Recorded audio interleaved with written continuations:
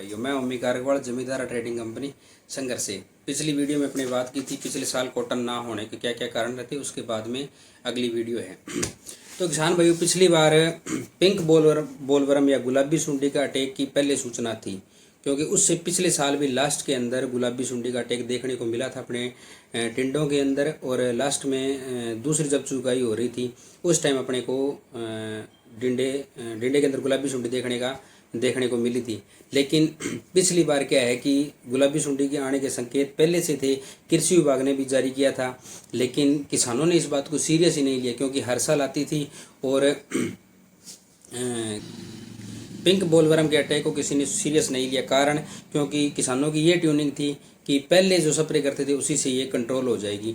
लेकिन ऐसा नहीं था। हर एक चीज़ के लिए, हर एक इंसेक्ट के लिए अलग अलग स्प्रे यूज़ की जाती है, जो पिछले बार कुछ कारण रहे थे जिस कारण नहीं हो पाई थी। एक कारण ये था। उसके बाद में क्या है कि जिन किसान भाइयों ने स्प्रे स्टार्ट की थी, नरमा अगेता था, लगभग अप्रैल लास्ट के अंदर कंप्लीट बिजाई हो चुकी थी या 60-70% बिजाई हो चुकी थी।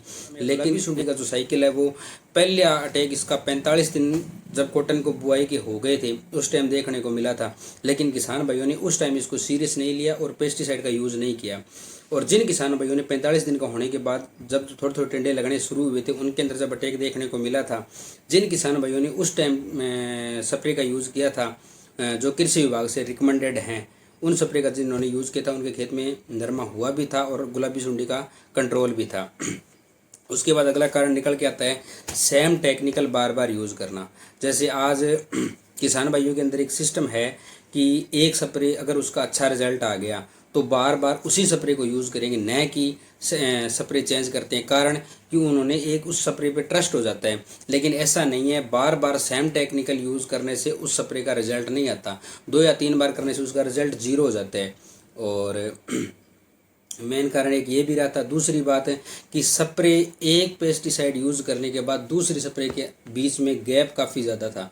लेकिन सिस्टम असल में ये रहना चाहिए था कि टेक्निकल अपने जो भी करे, जो भी अपने को पसंद है स्प्रे वो यूज़ करें, उसका कोई इशू नहीं है। लेकिन 7 दिन 8 दिन बाद उसको अगर रिपीट करना पड़े तो करना चाहिए, क्योंकि उससे क्या है कि अटैक पहली स्प्रे के अंदर जो इंसेक्ट जो बच गए, पेस्ट जो बच गया उसको भी 7 दिन बाद में वो ग्रोथ करके दोबारा अंडे देने की कैपेसिटी रखता है। तो एक स्प्रे से दूसरी स्प्रे के बीच में गैप काफ़ी ज़्यादा आ गया था। और इसके बाद अगला कारण निकल के आता है कि जो किसान भाई आज से 10 साल पहले जो टेक्निकल या जो पेस्टिसाइड यूज़ कर रहे थे, सेम वही टेक्निकल आज भी यूज़ कर रहे हैं। लेकिन ऐसा नहीं है। हर एक चीज़ के लिए, हर इंसेक्ट के लिए अलग अलग पेस्टिसाइड यूज़ किया जाता है। और सेम टेक्निकल अपने बार बार रिपीट करेंगे तो उसका भी रिजल्ट नहीं आएगा। और जो पीछे से चली आ रही स्प्रे है, अगर वो इस पेस्ट के लिए नहीं है और अपने उस पर कर दी तो उसका ना करना बराबर है। जैसे किसान भाई पिछले 2-3 सालों से ये भी देख रहे थे कि जिन्होंने स्प्रे ना की उनके भी क्या बोल रहे हैं कि नरमा हुआ है।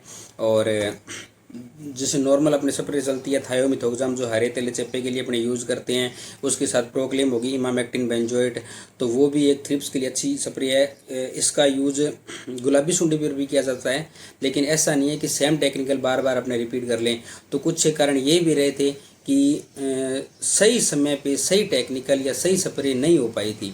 दूसरी बात, कृषि विभाग द्वारा जो जारी गाइडलाइन थी उनका भी ढंग से पालन नहीं हुआ।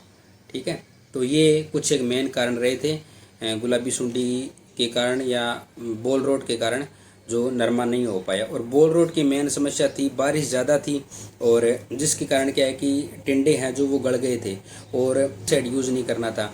तो अगर फंगीसाइड टाइमली यूज़ होता तो पिंक बॉल रोड की समस्या का भी समाधान हो जाता।